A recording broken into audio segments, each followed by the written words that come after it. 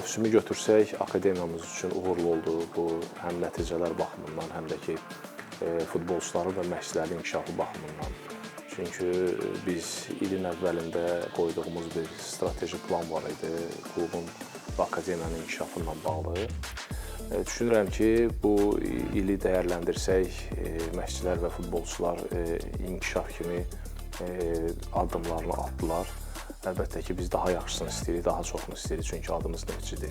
Aşağı yaş qruplarında bu il bizim məşqçilərlə bağlı geniş mövzularımız oldu. Futbolçular 7-12 yaş aralığında futbolçular daha çox futbolu sevsinlər.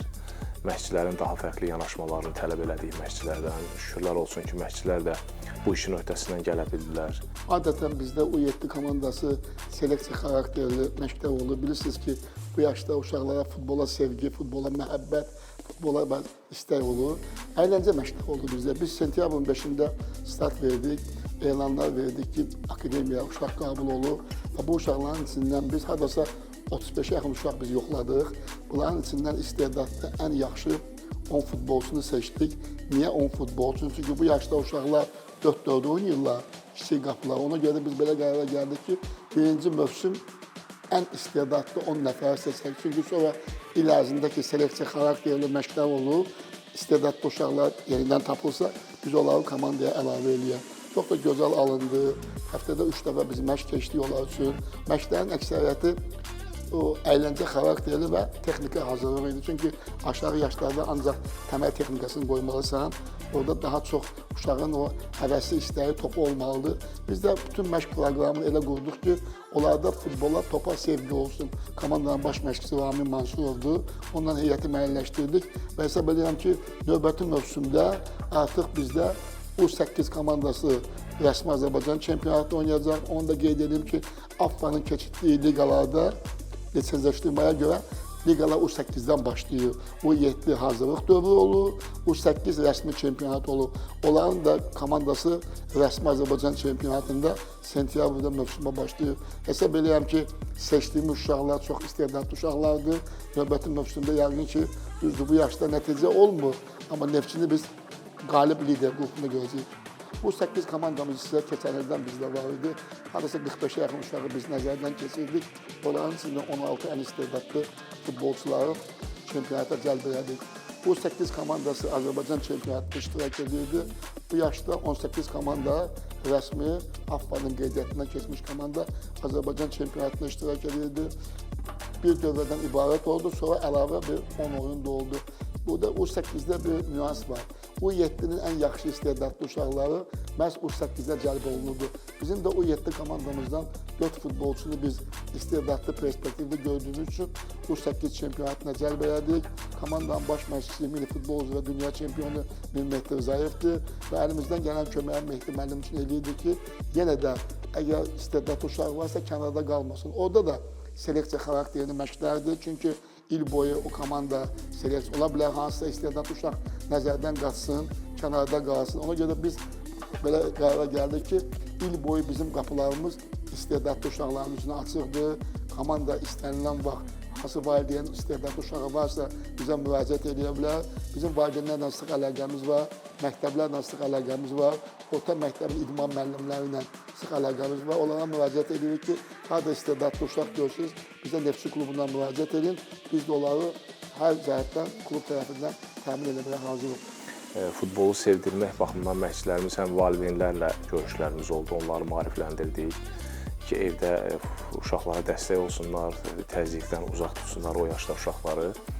Və düşünürəm ki, federasiyada bilirsiniz ki, o yaş aralığında çempionatda, turnirlərdə, yəni belə deyək də sıralamanı elə də qeydə almırdılar. Yəni ki, qalib gəldin, uduzdun elə bir fərq eləmir, yəni nəticələr qeydə alınmırdı. O nöqteyi nəzərdən düşünürəm ki, futbolçuları bu il digər illərlə müqayisədə daha fərqli yanaşdı o yaş qruplarında. Uğurlu saymaq olar o yaş qrupunda uşaqların inkişafını. Bizim bu 9 komandamız artıq 2 ildir formalaşmışdı.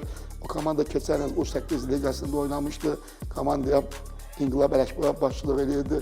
AFFA-nın liqasında bu yaşda 27 komanda iştirak edirdi. U9 komandamız reglamentə görə burada bu aşağı yaşlarda nəticə olmur. Amma 27 komanda içində ən çox qalib gələn komanda oldu. Komanda demək olar ki, bütün rəqiblərinə qalib gəldi, Sabah istisna olmaqla. Komanda çox gözəl oyun sərgilədi. Orada da bir nüans var idi bizdə. U8-in oyunçularını biz U9-a cəlb eləmişdik. Neftçi Futbol Akademiyasında bu çox gözəl ənənədir. Əgər istedadlı futbolçunu biz görürüksə, biz onu mütəmadi özündən bir yaş böyüyə dəvət edirik. Burada həm aşağı yaşdakı futbolçularda stimul olur ki, mən də oynasam gedib ora düşə bilərəm. Həm rəqabəti gücləndirik. Biz orada hardasa 50-yə yaxın uşağı seleksiya elədik. Onların içindən 18 istedadlı uşağı komandaya cəlb elədik. Və hesab edirəm ki, U9 komandası bizdə çox perspektivli komandadır. Nəzərə alsaq ki, bunlar keçən ilki formatda 4-4 oynayıb, birdən-birə keçdilər 1+5'ə. Yəni böyük qapılara Bosta keçirildi oyun, Bakı Olimpiya stadionunda keçirildi.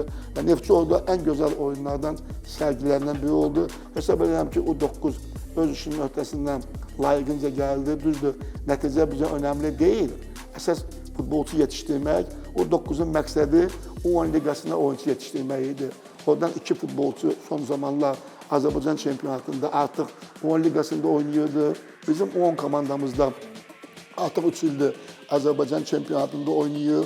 Bu komanda bildiyiniz kimi keçən may ayının 28-də keçən il Heydər Əliyev Kubokunda iştirak etmişdi. Heydər Əliyev Kubokunda komanda 2-ci yerə layiq görülmüşdü. Amma keçən il may ayının 28-də həmin komanda deməli Azərbaycan Respublikasının gündə həsr olmuş turnirdə qalib oldu komandamız. Finalda Sabah komandasına 5-0 qalib gəldilər, Kuboka yerləndilər. 10 liqasının formatında 12-12-12-36 komanda var idi. İlk güclülər A qrupunda oynayırdı. Yəni bunlar akademiyalar idi. Neftçi, Sabah, Sumqayıt, Zirə, misal üçün bu komandalar, Qarabağ, bunlar oynayırdılar A liqasında. Format belə idi. İkinci B liqası idi, ortabab komandalar oynayırdı, 12 komanda. Üçüncü liqamız C liqası idi. Təzə yaranan komandalar idi. Bu formatda belə idi. A qrupunda ilk 4 yeri tutan komanda növbəti mərhələyə keçirdi. B qrupunda ilk 4 yeri tutan komanda o da bunlara qoşulurdu və yenidən C qrupundan ilk 4 yeri tutan komanda bir komanda şəklində 12 komanda formalaşırdı. Ən güclü liqaların 12 komandası, 36 komandanın içindən ən güclü 12 komanda seçilirdi. Bunlar ayrıca 3-cü mərhələni oynayırdılar. Əvvəl birinci dövrə, ikinci dövrə, sonra ən yaxşı 4 komandalar hər liqadan bir komanda formasında düzəldirdilər. Çox gözəl də effektini verdi. Təzəcə bitmiş elə Ulyanovski səfərindən biraz danışmaq istəyirəm. Komandamız demək olar ki 16 komanda içində, yəni üçüncülük uğrunda mübarizəyə belə ki, ora qədər qalxmışdı və orada çox ciddi rəqiblər vardı. Bilirsiniz ki, Krasnodarın çox ciddi və geniş heyətə malik, yəni məşqçi heyəti baxımından futbolçular, yəni geniş bir miqyasda akademiyalar var, bu bütün Rusiyanı əhatə edir. Komanda son bir ayda buna hazırlıq gedir. Komandanın baş məşqçisi Tural Lətifovdur. Bildiyiniz kimi Tural Lətifov həm də UEFA-nın fiziki hazırlıq üzrə sertifikat olan məşqçisidir. Onu cəlb eləmişik. Uşaq futbolunda əsas məqsəd nəticə deyil. Amma sən ölkədən qırağa çıxırsansa, o yerdə sənin dövlətin varsa, bayrağın varsa, bildiyiniz kimi Ulyanovski elə bir yerdir ki, Ulu Öndərin adını daşıyan park var orada, Ulu Öndərin abidəsi var, Ulu Öndərin adında məktəb var, Azərbaycan diasporu var. Bu bizi 2 qat məsuliyyətə cəlb edir. Və elə bir komandaların orada iştirakı ola-ola, yəni Neftçinin də uğurlu çıxışını qeyd eləyərdim orada. Yəni bu turnirlər həqiqətən də inkişaf üçün çox vacib. Bizim U11 komandamızda artıq 4 ildir Azərbaycan çempionatında iştirak edir. Bu komanda U8 liqasından gəlib U11 liqasına kimi rəsmi Azərbaycan çempionatında oynayıbdı. 26 komandanın iştirakı ilə bu il Azərbaycan çempionatı keçirilirdi. Orada da birinci dövrədən sonra əlavə oyunlar oldu. U10 liqasında da biz aşağıdan bayaq qeyd elədim. U11 liqasına, U10 liqasından istedadlı oyuncuları cəlb elədik. Komanda qarşıya qoyulan məqsədə nail oldu. Ondan başqa mart ayında bizdə Bakıda mərhum futbolçumuz Anatoliy Banişevskinin xatirəsinə olmuş beynəlxalq turnir oldu. Anatoliy Banişevskinin 80 illiyinə həsr olunmuş klub tərəfindən Moskva Dinamosu ilə əməkdaşlıqdan belə bir turnir təşkil elədik. Yenə turnirdə Bakıda komandaların sayı yüksək səviyyədə idi. Bizim qrupda Dinamo Voronezh komandası idi, Qarabağ komandası idi və Türkiyənin qardaş Göztepe komandası idi. Futbolçulara tapşırılmışdı ki, layiqincə çıxış eləsinlər. Biz Göztepe komandasına qalib gəldik 4-1. Biz Beşiktaşa layiqli mübarizə apardıq. 4-3 məğlub olduq.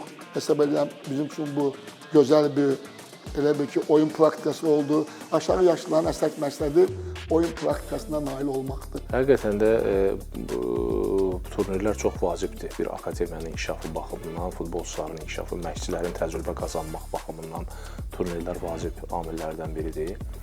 Düşünürəm ki, bu daha çox Rusiya səfərləri olur. Rusiyada bilirsiniz ki, biz ölkəmizdə də elə öz bazamızda yüksək səviyyəli bir turnir keçirdik. Çox fərqli bir ab-hava yaranmışdı futbolçular üçün. Fərqli rəqib gördülər. O yaşda uşaqlar üçün bu çox vacibdir. Çempionatda əlbəttə ki, daha çox futbolçular daha sərbəst oynayırlar öz rəqiblərinə qarşı. Amma fərqli bir ölkədən artıq rəqiblər gəldikdə bu həm məşqçilər üçün, həm də futbolçular üçün turnir inkişafı baxımından futbolçuların çox önəmlidir. Düşünürəm ki, çox faydalı oldu bizim üçün. Bizim 12 komandasına mən xüsusi diqqət ayıracağam. Çünki 12 komandamız bizim 7 beynəlxalq turnirin iştirakçısıdır. Yeganə komandadır ki, Azərbaycanda 7 beynəlxalq turnirin iştirakçısıdır. Biz bu komandanı keçən il avqust ayında Barnaula beynəlxalq turniri apardıq. Komanda yüksək səviyyədə çıxış elədi. 16 komanda içində komanda əksər oyunlarda qalib gəldi. Həmin komanda. Onun ardınca biz o komandada təzədən yeni plan hazırladıq. Avqustun 24-dən 27-sinə kimi Qubada Ulduz Kapın beynəlxalq turniri oldu. AFFA və İdman Gənclər Nazirinin təşəbbüsündə keçirilən turnir. 12 komanda içində Neftçi bir dəfə də olsun məğlub olmadı. Komanda Paxtakova qalib gəldi Daşkəndə, komanda Dinamo Tbilisə qalib gəldi, komanda Şaxtyor Qaraqandaya qalib gəldi. Yeganə keçəmiz Sabah komandasında oldu 0-0. Biz qrupdan qalib çıxaraq finalda Paxtakovla görüşdük və finalda Paxtakova 11 metrə ilə qalib gələrək Azərbaycana kuboku qazandırdıq. Bu turnirin mahiyyəti nə idi? Biz orada Azərbaycanı təmsil edirik. 8 komanda xarici dövlətlərdən gəlmişdi. 4 komanda Azərbaycanı təmsil edirdi. Ulduz, Neftçi, Qarabağ, Sabah. Və sevindirici haldır ki, kuboku məhz Neftçi qazandı. Neftçiyə layiq görüldü. Çox sevindirici haldır ki, kubok Azərbaycanda qaldı, öz ölkəmizdə qaldı. Yəni Neftçi Akademiyasının bir daha üstün cəhətini göstərdi. Həmin turnirin ən yaxşı oyuncusu Elmar Abbaslı oldu qapıcımız. Elmar orada yarım finalda da 11 metrələrə qayıdaraq komandamızı qalib elədi. Biz o komanda ilə Azərbaycan çempionatında iştirak elədik. Orada da bilirsiniz ki, 26 komanda iştirak edirdi. Komanda bütün rəqiblərinə qalib gəldi. Bir dənə yalnız sonuncu oyundan qabaq Sumqayıta 3-1 məğlub oldu. Amma yerdə qalan bütün oyunların hamısında 12-miz qalib gəldi. Biz Moskvada mötəbər beynəlxalq turnirdə iştirak elədik. Təsəvvür edirsiniz, biz Spartak Moskva ilə, Dinamo Moskva ilə, Mərkəzi Ordu İdman Klubu, CSKA ilə, Lokomotivlə bir səviyyədə futbol oynadıq. Onun ardınca bu komanda Voronejdə beynəlxalq turnirə dəvət aldı. Və ilk görüşümüzü Moskva Dinamo komandasından keçirdik. Ondan sonra Barnaul komandasına 2-1 qalib gəldi. Bryansk komandasına 2-1 qalib gəldi. Dağıstanın Dinamo komandasında 4-2 qalib gəldi. Neftçi orada fantastik oyun nümayiş etdirdi və tamaşaçıların hörmətini qazandı. Daniel Xəlil orada 6 gol vuraraq ən yaxşı oyunçu mükafatına layiq görüldü. Neftçi Akademiyasında məşqçilərin daha ciddi işə yanaşması bu il çox nəzərimizə çarpdı. Əlbəttə, bu mən məsəl üçün deyərdim ki, hər zaman qapıçılar üzrə məşqçilərimiz Neftçidə həmişə yaxşı olub. Bu il isə daha da yaxşı oldu, belə deyərdim. Çünki Aqil Məmmədov gəldi, qapıçılar üzrə koordinator. Və bu bizim üçün çox böyük üstünlük nədə oldu? Aqil müəllimdən xahiş elədik, həm də özünün də planları var idi ki, öz təcrübəsini futbolçularla bölüşsünlər, Neftçidə yaşadıqlarını, milli komandada və digər bilirsiniz ki, komandalarda çıxış edib böyük bir təcrübəsi var. Ümumi iş planımız biz bütün qapıçılarla işləyəndə, bütün qapıçı məşqçiləri bir yerdə məsləhətləşirik və komandaya qapıçı götürəndə məsləhətləşib götürürük. Allah şükürlər olsun ki, işimiz bu yöndə yaxşı gedir və komandamızda yetərincə milli komandaya namizəd qapıçılarımız var. Bunlardan Mehdi Həsənovdur, Nur Əzzəzovdur, Eldar Babayevdir, 2011-lərdən Maksim Adamovdur, 2012-lərdən Yusifdir, 2011-lərdən Səid Bayramov, Zəkər Həmidli. Allah şükürlər olsun ki, bizim gələcəyə ümidlə baxacaq yetərində qapımız var. İnşallah bu yöndə də işləyirik, çalışırıq ki, həm milli komandaya, həm əsas komandamıza qapıcı yetişdirək və nümunəvi qapıcı yetişdirək. Bu yöndə işləyirik, Allah şükürlər olsun, sağ olsun əsas komandanın qapıcı məşqçisi Atilla Hoca ilə də biz bu yöndə sıx əlaqədəyik. O da bizə çox köməklik, çox dəstək göstərir. Bu yöndə şükürlər olsun, işlərimiz qaydasında gedir. Aşağıdan da yaxşı uşaqlarımız var. Yəni bizim 12 komandamız hesab edirəm ki, bugün ölkədə ən güclü komandadır. İnanmıram ki, yaxın 5 ildə kimsə onlara rəqib olsun. Çünki o da elə uşaqlar seçiliblər ki, hamısı fitri istedada malik uşaqlardır. O komandanın 7 futbolçusunu, 6 futbolçusunu artıq biz 13-ə dəvət elədik. Və 13 komandamızda Azərbaycan çempionu oldu. Elmar Abbaslı nəinki 12-də, hətta 13-lərdə əsas heyətdə durdu. Final oyunda da gördünüz ki, 11 metrəni qaytardı, komandamız qalib gəldi. Yəni Elmar Abbaslı'nın fantastik oyunu. Fikir verdinizmi? Qubada da Elmar Abbaslı ən yaxşı qapıcı oldu. 13-lərdə də ən yaxşı qapıcı oldu. Voronezdə də ən yaxşı qapıcı oldu. Artıq biz Neftçidə qapıcı problemini həll eləmək üzrəyik. Biz bu yöndə ümumi qapıcı məşqçiləri məsləhətləşirik. Yəni, sağ olsun Cavid müəllim, Yusif müəllim, Samir müəllim, Bəxtiyar müəllim, Şahin müəllim. Biz bu qərarı verəndə ümumi yığışıb bir yerdə qərar veririk. Və biz Elmarın da bir yaş yuxarıda oynaması üçün bu qərarı bir yerdə vermişik. Allah şükür ki, bu qərarımızda yanılmadıq. Ki, o da ki, finalda komandaya çox kömək elədi, çox dəstək oldu. Və sevindirici haldır ki, və Neftçi komandasında belə bir gələcək və ümid verən qapıcılarımız var. Sırf elə 13-dən başlasaq, biz burada fiziki komponentləri də əlavə eləmişdik. Bu bizim metodologiyamızda, məşq metodologiyalar hazırlanmışdı və məşqçilər geniş şəkildə bundan təqdim olunmuşdu məşqçilərə və müzakirələrimiz olmuşdu bu yöndə. Və burada fiziki göstəriciləri də önə çıxartmışdıq ki, ilin əvvəlində artıq bu futbolçuların həm yeməyi, həm də ki, bu kondisiyalı işləri görməsində bizə raporlar hazırlanırdı məşqçilər tərəfindən və biz bütün bunları izləmədəydik. Və düşünürəm ki, bu ili, sırf bu ili götürsək, elə 13 yaşı götürsək, 13 yaşına əlbəttə potensiallı futbolçularımız var idi, onların daha çox inkişaf eləməyini istəyirdik. Bilirsiniz ki, bizdə daha çox, məsəl üçün, gözə çarpan uşaqları 1 yaş üstə də oynadırıq. Belə hallar oldu. Yenə də 13 yaşında uşaqlarımız 14-də də oynadılar, 14-də oynayanda 15-də də oynadılar. Yəni bu artıq bu fiziki göstəricilər ona imkan verdiyi təqdirdə biz bu addımları atırıq. Bu sezon 2025-2026-cı illərdə bu 13 komandası bildiyiniz kimi çempion olaraq tamamladı. Sezonun əvvəlində avqust ayından biz komandanı yığarkən 25 futbolçu ilə başladıq. Bu komandanın tərkibində bu 2012-ci il təvəllüdlərdə və 2012-ci illər təvəllüdlərdə oynayan bir oyuncumuz Adil idi və aşağı yaş qrupunda, belə deyək, 12 yaşlılarımızda 4 nəfər də o qrupdan qatmışdıq. Ümumilikdə 25 futbolçumuz var idi. Sezona hədəf kimi yaxşı oyun göstərmək və yaxşı oyun nəticəsində də qələbə qazanmaq idi. Belə deyək, o nailiyyətə də elə bilirəm ki, nail ola bildik.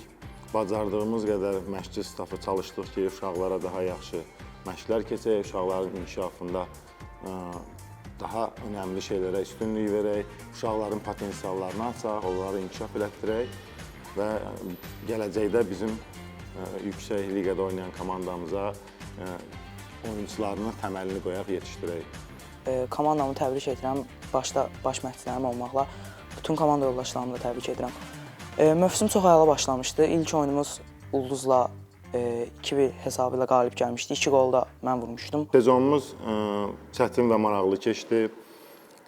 Maraqlı oyunlarımız oldu, qələbələrimiz də var, hissəmiz də oldu, məğlubiyyət də oldu. Ümumilikdə sezon ərzində 28 rəsmi oyun oynamışıq. Bu 28 rəsmi oyundan 22 qələbə, 3 heçəcə və 3 məğlubiyyətimiz var.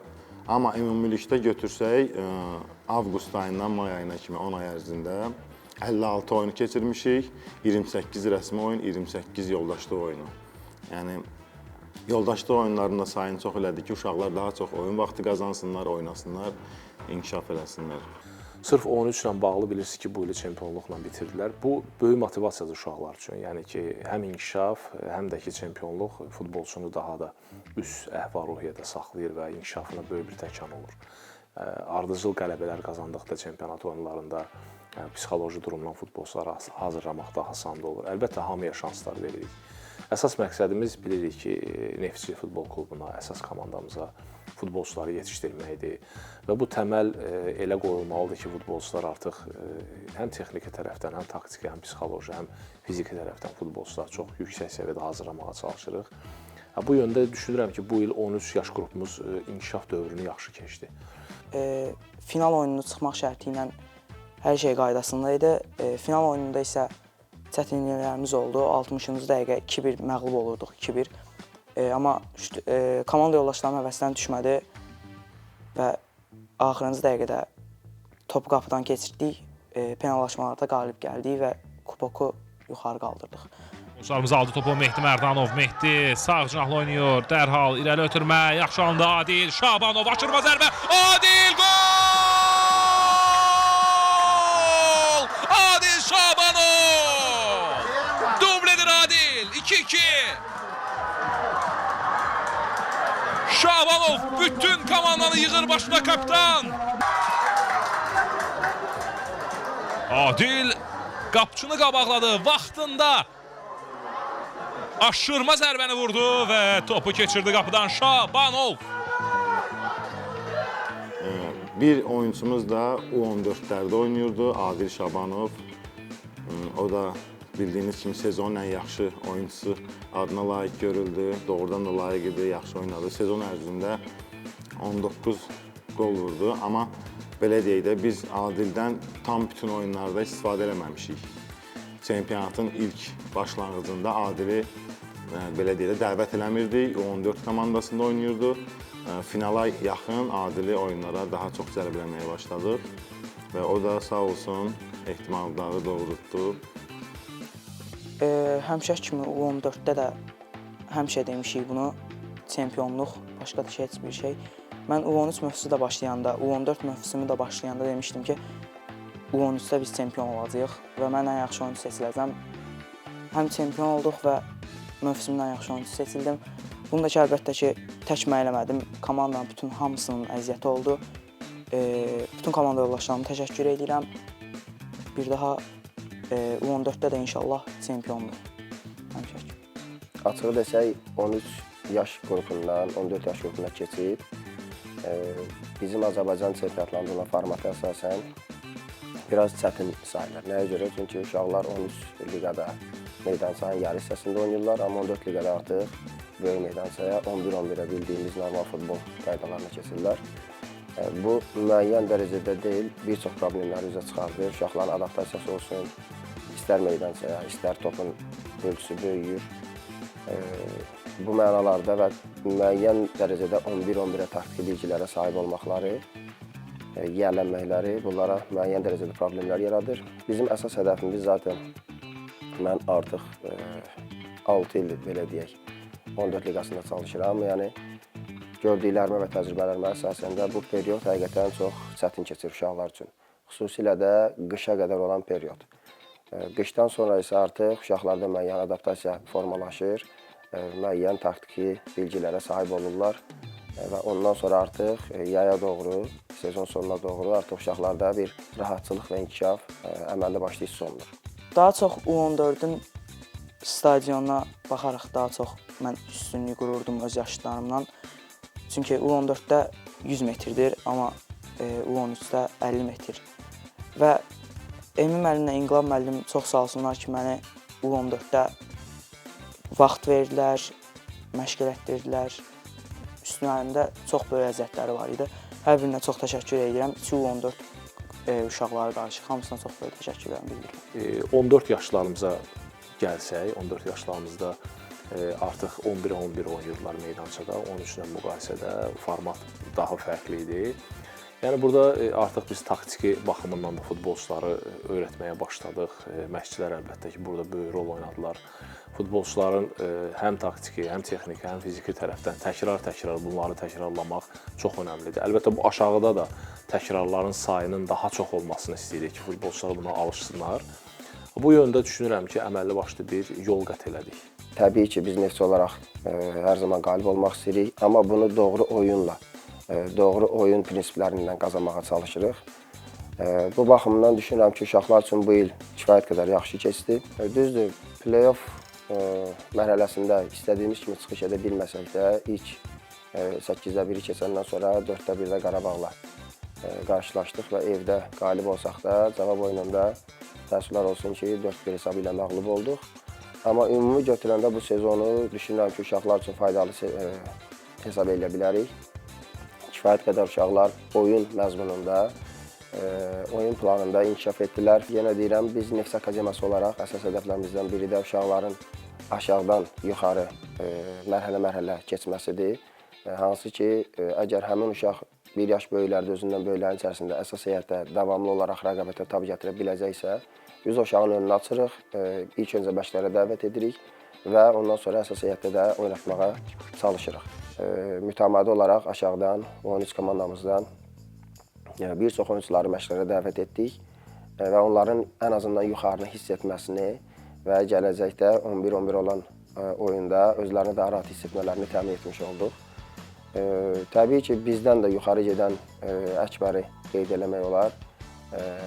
Əkbərin 1 yaş böyüklərdə oynaya biləcəyi potensialını gördüyümüz üçün onu Eldəniz müəllimlə söhbət etdikdən sonra 1 yaş yuxarı göndərdik. Əkbər də orada özünü kifayət qədər yaxşı göstərdi. Demək olar ki, sezon ərzində bütün oyunlarda əsas heyətdə oynadı.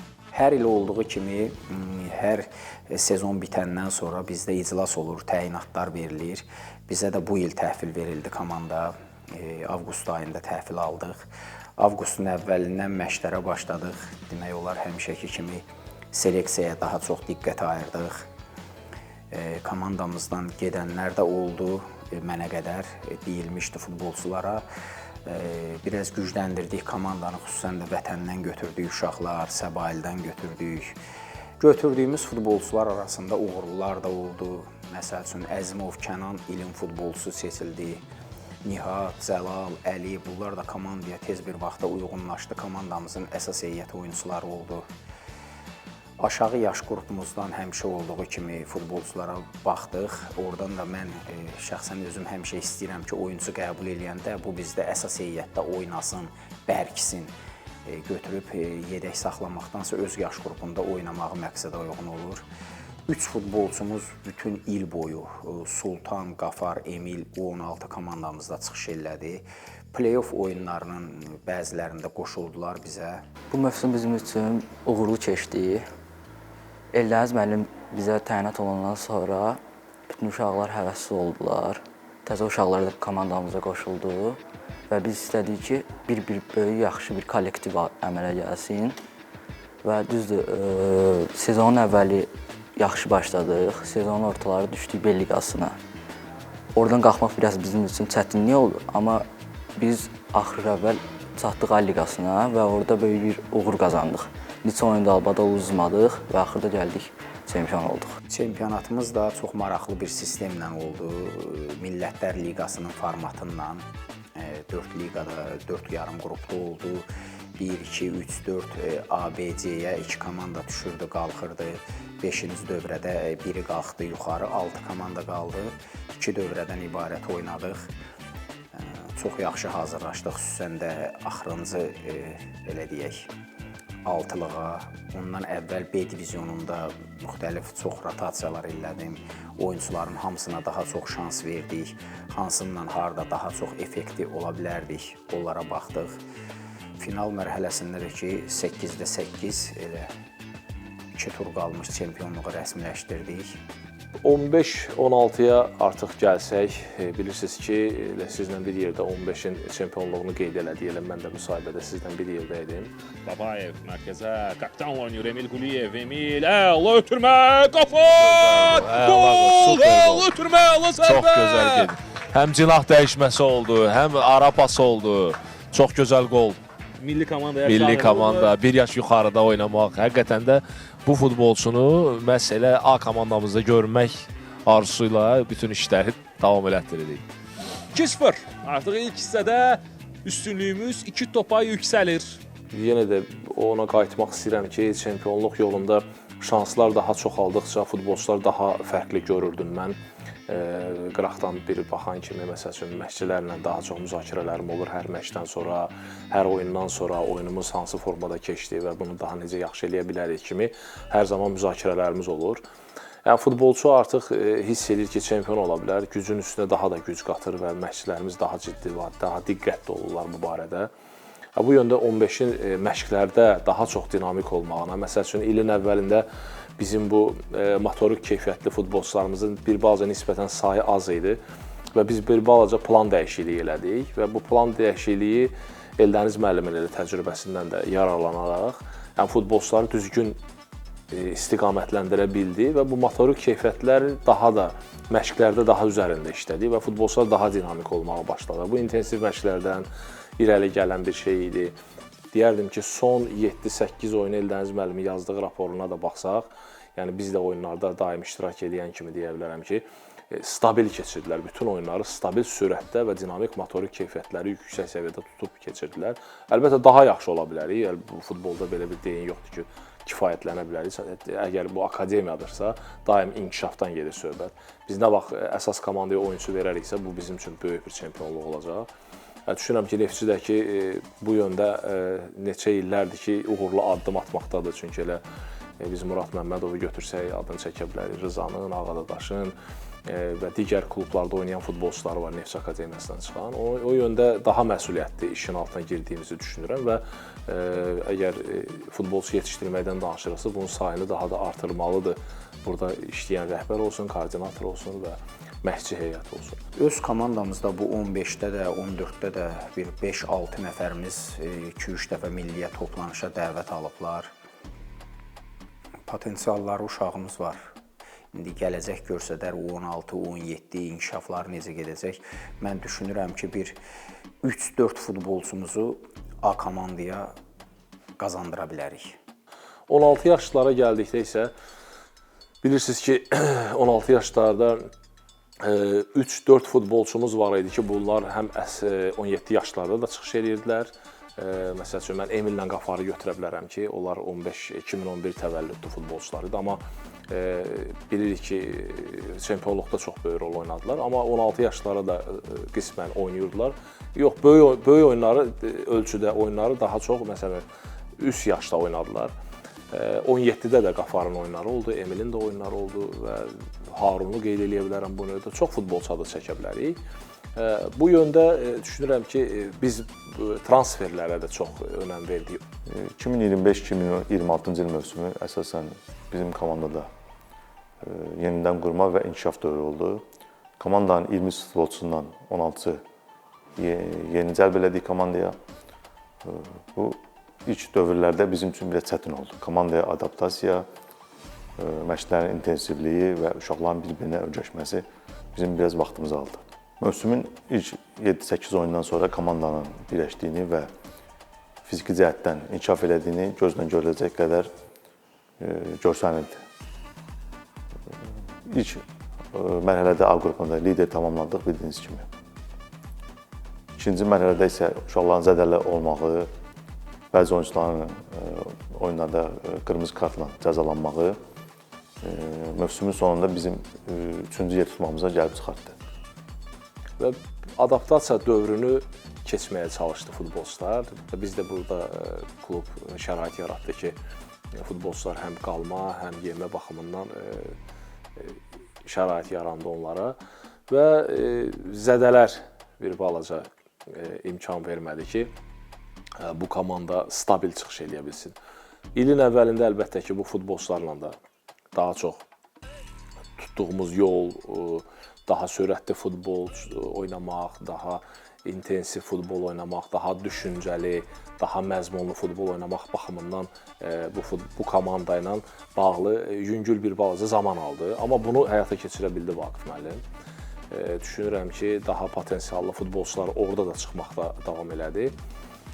Ümumən 16-da çox yaxşı futbolçular nəzərimdə qaldı ki, bunlar gələcəkdə Neftçi Futbol Klubunun əsas komandasında çıxış edə bilərlər. Qarşıya qoyulan hədəflər üçün bu mövsüm bizim komandanın heyətinə çıxış edən futbolçulardan bir neçəsinin adını mən saya bilərəm ki, gələcəkdə biz komanda heyətinə görə bilərik.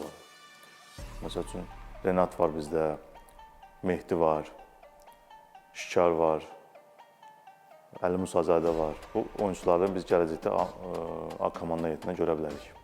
17 ilə bağlı bilirsiniz ki, çempionluq qeyd olundu. Bilirsiniz ki, Rəşad müəllimlə başlamışdıq ilə.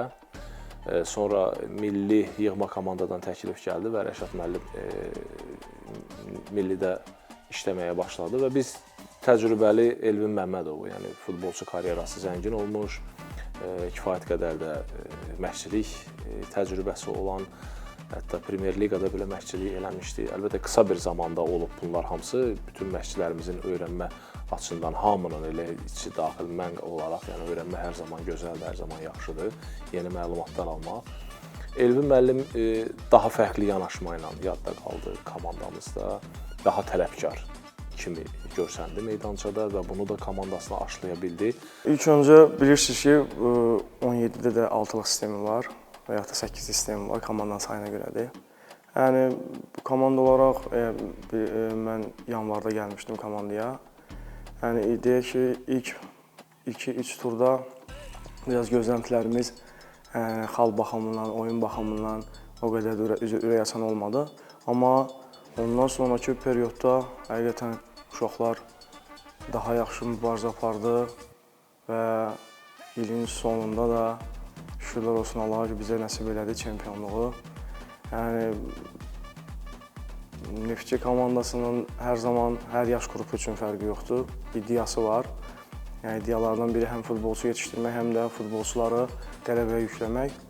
Yəni, dediyim kimi, şükürlər olsun ki, Allah bunu bizə nəsib elədi və bir daha bu veriliş sayəsində futbolçulara təşəkkürümü bildirirəm ki, həqiqətən yaxşı mübarizə apardılar. Yəni, layiqli olduğu yerlərə gəlib çatdılar.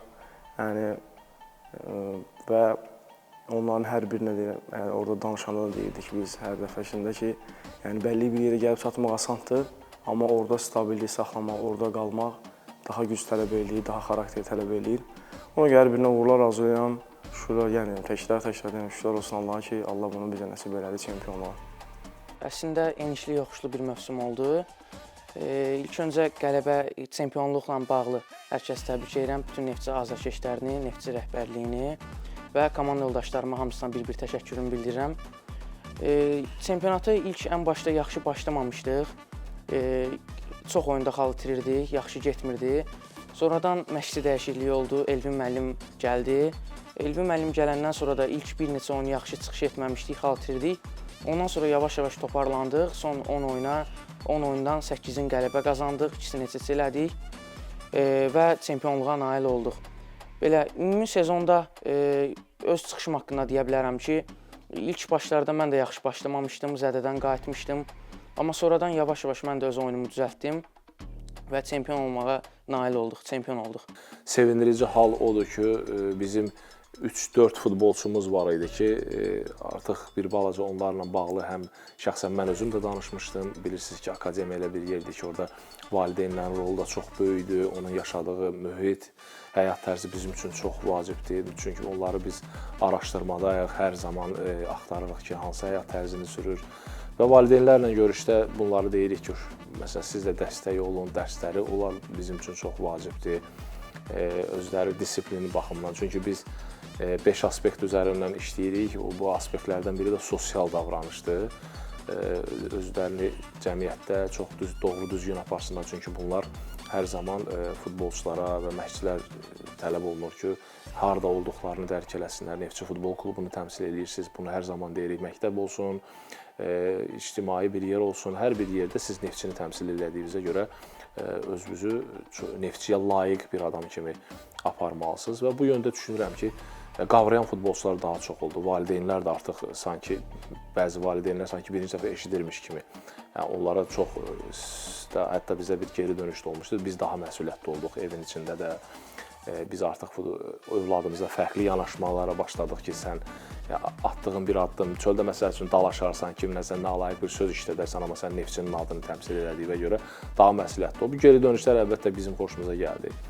Və bu yöndə Elvin müəllim də daha məsuliyyətli çalışmağa başladı komanda ilə. Performansı düşən futbolçular var idi ki, narahat idik. O performansı qaldıra bildi Elvin və bu çox sevindirici amil oldu. Həmən futbolçular həm əsas komandamıza namizədlər, həm də milli yığma komandaya namizəd futbolçulardır. O nöqteyi nəzərdən sonda da çempionluğun gəlməsi futbolçularımız üçün çox yüksək əhval-ruhiyyə qaldırdı. Əlbəttə ki, qeyd elədiyim kimi çempion komanda yenidən gəlib çempion olmağı çox yaxşı bir haldır. Həm onların qələbə ruhu, həm əzmkarlığı göstərir ki, bu futbolçularda var.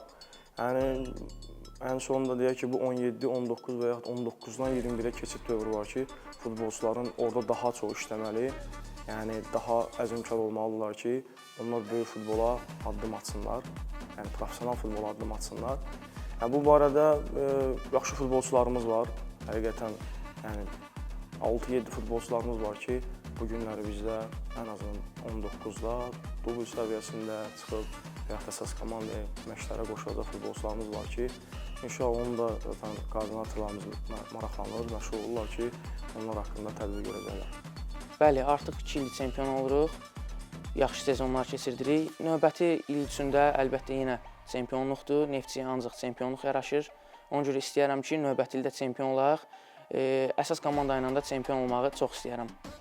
19-la bağlı bilirsiniz ki, 2008 doğumlu futbolçular bizdə daha çox, digər komandalarla müqayisədə bizdə daha çox idi 2008 doğumlu futbolçular və biz bu yola qədər bilirsiniz ki, son oyuna qədər şansımız var idi. Hətta evdə Sabahı çox üstün oynasaq da 0-0 bərabərə qaldıq, amma ki, qalib gəlsəydik, çempionluq şanslarımızı qoruyub saxlaya bilərdik. Amma futbolçular çox perspektiv. Bilirsiniz ki, keçən il bu yaş qrupu çempion olmuşdu. Bundan öncəki ildə çempion olmuşdu və həmən elə futbolçulara biz dəymədən bir-iki futbolçu əlavə eləyərək start verdik bu çempionata. Düşünürəm ki, həm məşqçilər işin öhdəsindən gəldilər, həm də futbolçular inkişaf elədilər.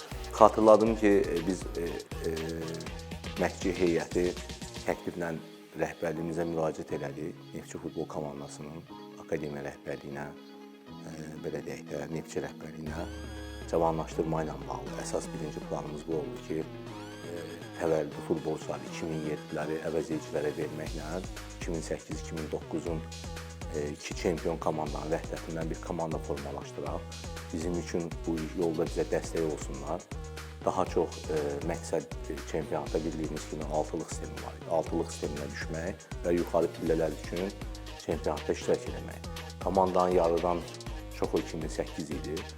Demək olar ki, tam yarısı da 2009 idi. Say nisbətinə götürsək, 10 nəfər 2009, qalan 14-16 nəfər isə 2008 idi, qapıçılarla daxil belə. Sonradan çempionata rəhbərliyində sayəsində bəyənildi layihəndə, sağ olsun dəstək elədilər, akademiya rəhbərliyi də, əsas komanda rəhbərliyi də. Bizə bu yolda elədi ki, bu çempionluq üçün komanda formalaşdıraq və bu növbəti sezonda daha da belə deyək də güclənməklə, biraz da təcrübə qazanmaqla çempionluq üçün komanda qoya bilək. Ümumi statistika ilə götürsək gərək uzun belə deyək, qısa formatda desəm ki, birinci təzə başlayanda hansı ki 2008-lərimiz də 19 liqada oynamamışdı. 2009-da ümumiyyətlə ki 17 liqada oynamalıydı bu il. Onlar üçün də belə deyək də yeni idi o format. Ümumi belə ən dominant komanda, məsəl üçün 2 il, son 2 ilin çempionu Sabah komandası var idi, orada təcrübəli oyuncular, Qarabağ, belə deyək, UEFA Gənclər Liqasında əsas komandanın hesabında da olsa, orada 6 oyun keçirmişdi, o komanda da var idi, onların da içində 2008-2007 təvəllüdlü oyuncular var idi. Bu yöndə başlayanda çətinliyimiz biraz, belə deyək də, həyəcan, bir balaca təcrübəsizlik, ehtiyat elədiyimiz məsələlər var idi. Məsələn, klub rəhbərliyimiz də ehtiyat edir ki, birdən uşaqlara psixoloji təsir olar, böyük hesablar olar, məğlubiyyətlər olar.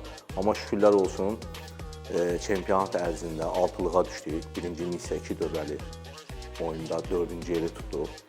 altılığa düşdük. Altılıqda 10 oyun idi. 10 oyunun 6-sını qələbə qazandıq, birini keçə. Son 3 belə deyək də oyunu məğlub oldu, təəssüflər olsun. Məğlubiyyətin də səbəbləri belə deyək, daha çox əvəzedicilərlə 17-lər də çempionluğu oynayırdı. Onların üst-üstə düşdüyünə görə oyunlar, ora uşaqlar verirdik də 9 nəfər 17-yə, 3-4 nəfər əsas oyuncularımız əvəzedicidə idi. Qapıçılar da var idi, belə get-gəllər var idi, milli ara girdi. Son 3 oyunda istədiyimiz kimi, belə deyək də, o güc olmadığına görə, sonda siz də qeyd etdiyiniz kimi çempionluq üçün şansımız var idi. Son 2 oyunu götürə bilərəm, Sabah Qarabağ oyunu. Sabah oyunda qol vura bilmədik, çox yaxşı oynadı, ideal oynadı mənim fikrimcə. Bunu siz də qeyd edin, siz rəhbərlikdə həqiqətən oyundan sonra dedilər ki, uşaqlara sağ olsunlar, mükəmməl oynadılar. Son Qarabağ oyunda da demək olar ki, ehtiyat qüvvə ilə getdik. Onu da udurduq 80 dəqiqə. Sonradan artıq 2010, hətta 3 dənə 2010-dan da Ruslan uşaqlar var idi, götürmüşdük ki, komandanın belə deyək də kömək olsun deyə. Qismət olmadı, amma yeni sezonda inanıram ki, Allahın izni ilə yaxşı iş görə bilmişik. Xoş olan nədir ki, bir sezon ərzində 19-umuzdan U20-yə uşaqlar cəlb olundu milli komandaya. Heç gözləmirdim, məsələn, Tunhan Qasımzadə olsun, Nicat Məhərrəmov olsun və digər namizədlər də var. Yəni, bu işin davamında gələcək. Eləcə də qapıcı Nur Əziz düşdü 21-lərə. Sezon ərzində enişli yoxuşlu deməzdim, maksimumunu eləyə bildik komanda olaraq. Burada da hamının əziyyəti var, danılmazdır. Məşqçilər korpusu olsun, işçilərimiz olsun, koordinatorlarımız olsun, rəhbərlik olsun. Yəni, əlimizdən gələn ən yaxşısını eləməyə çalışdıq. Sonda da 3-cü yerlə çempionatı. Hətta xoş olan bir şey də qeyd edirdim ki, rəqib komandanın məşqçiləri, rəhbərləri özləri hər iclaslarında, hər oyundan sonra deyirdilər ki, yəni, həqiqətən cavan komandadır, gələcəyə inamlı komandadır, yaxşı uşaqlardan formalaşıbdır.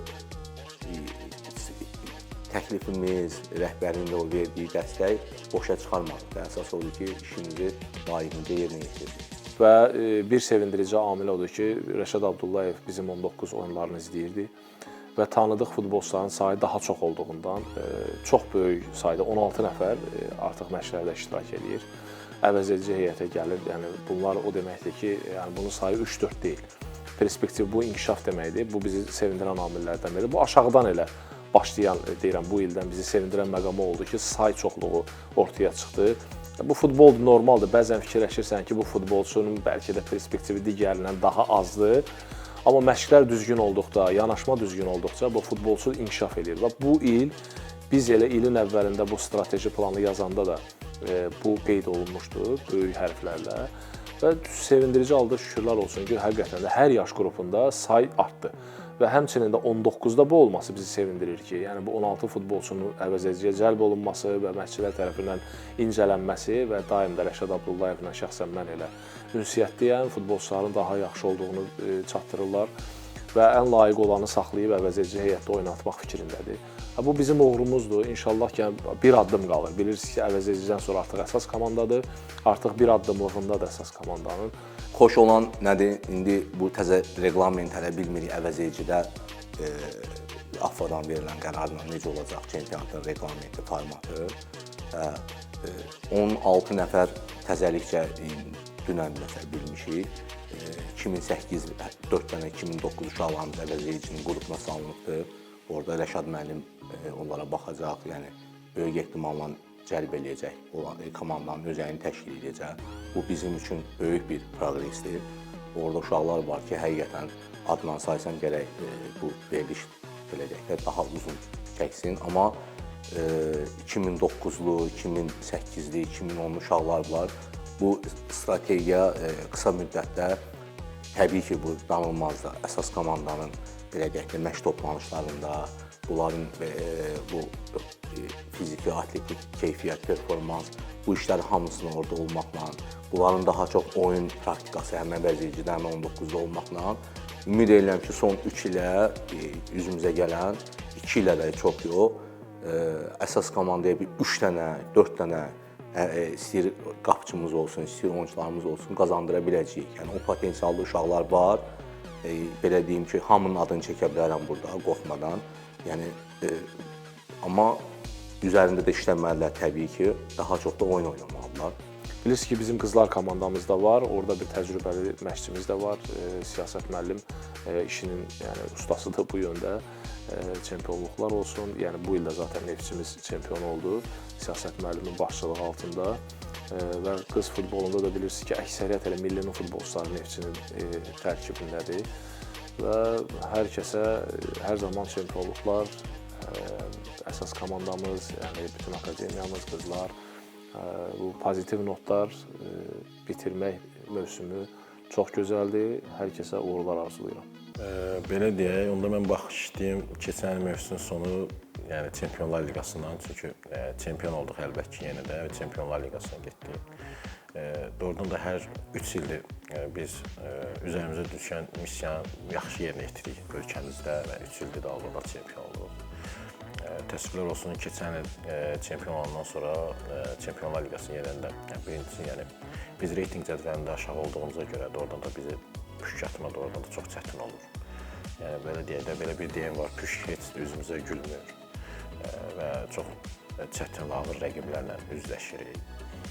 Və komandamız da bildiyimiz kimi çox gənc komandadır və qızlarımız doğrudan da düzdür, hərəsi öz yaşlarına görə milli komandanın oyuncularıdır. Düşünürlər ki, onlar da öz milli komandada beynəlxalq oyunlar keçirilir, amma mən düşünürəm ki, milli səviyyə ilə bu səviyyənin arasında da olan fərqlər var və istər-istəməz qızlarımız, belə deyək də, milli, beynəlxalq milli təcrübəsi ilə belə klub təcrübəsində biraz problem yaşayırlar. Komandada gənc oyuncuların çoxluğu hardasa problemlərə gətirir çıxardır. Hələ sənin rəqiblərin doğrudan da çox keyfiyyətli və belə deyək, üstün səviyyəli çempionatın komandası olanda doğrudan da böyük sıxıntılara giririk. Bizi üzən tərəf bir dənə budur ki, doğrudan Çempionlar Liqasında ölkəmizə reyting xalları qazandıra bilmirik. Biz buna üzülürük. Amma düzün desəm, bu ildə çempionat çox yaxşı başladı biz üçün, sonluq da çox yaxşı qutardı. Sizin dediyiniz kimi Çempionlar Liqasından sonra bəzi oyuncular ayrıldı. Həm kontraktı bitənlər var, həm də doğrudan da özünü ölkə xaricində sınamaq istəyən oyuncularımız var. Bunlar əksəriyyəti milli oyuncularımızdır. Fürsətdən istifadə edib doğrudan da Neftçi rəhbərliyinə də təşəkkür düşür ki, doğrudan da təşəkkür edirəm ki, doğrudan da onları çox anlayışla qəbul edirlər. Elə qızlarımız var ki, kontraktları ola bilər, onlara dəstək oldular və belə deyək, problem yaşatmadan onları digər ölkələrin çempionatlarına ya da liqalarına getməyinə problem yaratmadılar. Doğrudan da buna görə Neftçi ailəsinə, Neftçi rəhbərinə təşəkkür düşür və hər zaman da son illərdə görünən olur ki, qadın futboluna doğrudan da çox yaxşı dəstək olurlar. O ki, qaldı çempionatı, onu demək istəyirəm ki, ayrılan qızlarımız oldu, düzdür, onların yerinə gələn qızlarımız oldu. Mən düşünürəm ki, gələn qızların əksəriyyəti gənc oyuncularımız oldu. Biz üçün çox önəmlidir. Doğrudan da ki, perspektivli, gənc oyuncuların bizim, belə deyək, klubda oynaması və belə deyək, çempionat da fərqli bir bu il fərqli başladı. Səbəb oydu ki, keçən məsələn 6 komanda var idi çempionatda. Bu il birdən-birə 6 komanda da artdı, 12 komanda sayı çatdı. Mövsümü yaxşı başladıq. Şükürlər olsun ki, mövsüm sonunda çempionluqla qurtardıq. Bu çempionluq münasibətilə də başda staf olmaqla, komanda yoldaşlarım olmaqla bütün Neftçinin ailəsini, azərkeşləri təbrik edirəm və təşəkkür edirəm. Bizim liqamızın səviyyəsi məsələn yaxşı olmasa da bizim məşqlərimiz çox intensivli keçirdi və gənc oyunçularla, gənc oyunçu və istedadlı oyunçulardı hamısı. Hamısı da milli komandada öz yaş qruplarında oynayırdı. Və mən düşünürəm ki, biraz burada səbr eləməliyik və biraz səbr etdiyimiz zaman doğrudan da Azərbaycanda qadın futbolunun liqalarının keyfiyyətini də görəcəyik. Düzün desəm, bu il 12 komanda oldu. Əlbəttə ki, komanda sayı artırsa, istər-istəməz hardasa keyfiyyət tərəfdən biraz problemlər oldu. Çünki bu il daha bir belə deyək, addım atıldı ki, belə deyək, yüksək liqanı gəncləşdirdilər. Səbəbi də o idi ki, komanda sayını artırırsa, orada belə deyək, o sayı düzəltməkdən ötürü əlbəttə ki, biz gəncləşməyə getməliydik. Çünki bizim ölkədə əlimizdə o qədər oyunçusu da yoxdur. Amma mən düşünürəm, istər-istəmə komanda sayı artsa da və də gəncləşməyə geçsək də 12 komandanın hamısı belə deyək, çox rəqabətli ola bilməz. Hardasa komandaların belə deyək, yəni yarı-yarıya bölsək, fərqlər var idi. Belə deyək, ilk altılıq və sonraki altılıq. Və mən düşünürəm ki, bu il yuxarıki altılıqda doğrudan da rəqabət oldu və belə deyək, liqanın son belə deyək, mərhələlərində hələ 3-cü yerin hansı komanda olduğunu bilinmirdi, son oyunlardan asıldı. Bu da görünür ki, oradan da liqada fərqlilik var. İnşallah Çempionlar Liqasında da Neftçini layiqincə təmsil edib, ölkəmizə xalla, qələbə ilə, nəticə ilə qayıdarıq. Bu il ölkəmizə inşallah ki, düşünürəm ki, reyting kadrlarını gətirə bilərik. Yəni, amma yenə deyirəm, baxanda, belə deyək, bizi üçün, bizdə kim düşə bilər bizim rəqiblərimiz doğrudan da analiz eləyəndə çox çətin olacağını indidən bilirik. Amma bacardığımız qədər, çalışdığımız qədər elə eləyəcək ki, doğrudan da bu il hardasa fərqli eləyə bilək Çempionlar Liqasında. Çünki bizi üçün, Neftçi üçün, ölkəmiz üçün çox önəmlidir bu. Klub əziyyət çəkir, klub deyək ki, həm məşqçilər baxımından, həm biz olaraq rəhbərlik, koordinatorlara lazımi şəraiti yaradır ki, biz işləyək və futbolçular inkişaf eləsin və gəlsinlər əsas komandaya. Bu, yenə deyirəm, çempionluqlar hamısı gözəldir, amma ən böyük çempionluğumuz artıq Neftçinin heyətində bir futbolçunun çıxış eləməyi, bu bizi böyük qürurlandırar. Milli yığma komandamızda çıxış eləsə bizi qürurlandırar. Yəni işimiz zaten bunun üzərindən qurulub, bütün planımız bunun üzərindən qurulub.